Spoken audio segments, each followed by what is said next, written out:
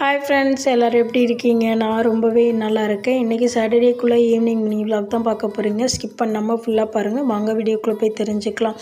இன்றைக்கி மீனாட்சி சுந்தர திருக்கல்யாணங்க. அதுக்காக தான் ஈவினிங் கோவிலுக்கு கிளம்பிட்டோம். நாங்கள் போனது பூஜை ஆரம்பித்தது 6 மணிக்கு, நாங்கள் போனது 7 மணிக்கு தான் அங்கே போனோம்.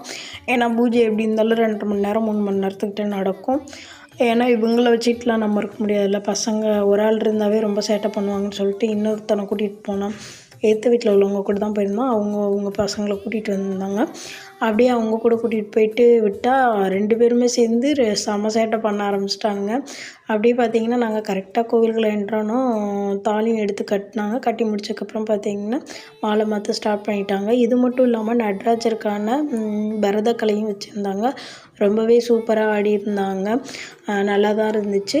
அப்படியே பார்த்திங்கன்னா சாமிக்கு தீபார்த்தனை.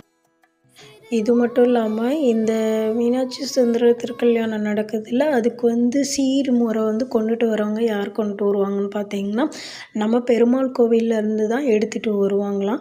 இதோட ஃபுல் ஸ்டோரி எனக்கு தெரியாது, பாதி தான் தெரியும். உங்களுக்கு யாருக்காவது தெரிஞ்சிருந்தால் நம்மளோட கமெண்ட் பாக்ஸில் கமெண்ட் பண்ணுங்கள். பார்க்குறவங்க எல்லாருமே தெரிஞ்சுக்குவாங்க, நானும் தெரிஞ்சுக்குவேன். பிரசாதம்லாம் கொடுத்தாங்க. அப்படியே நாங்களும் பிரசாதம் வாங்கிட்டு வீட்டுக்கு வந்துட்டோம். வீட்டுக்கு வந்ததுக்கப்புறம் சாமி கல்யாணம் முடிச்சுட்டு வீதி உலா கூட்டிகிட்டு வருவாங்க. அப்படியே ரோட்டில் தண்ணி தெளித்து கோலம் போட்டு நல்லபடியாக அங்கேயும் தீபார்த்தனை காட்டி முடிச்சாச்சுங்க. இந்த வீடியோ பிடிச்சிருந்தா லைக் பண்ணுங்கள், ஷேர் பண்ணுங்கள். நெக்ஸ்ட் வீடியோவில் பார்க்கலாம். நம்மளோட சேனலுக்கு சப்போர்ட் பண்ணி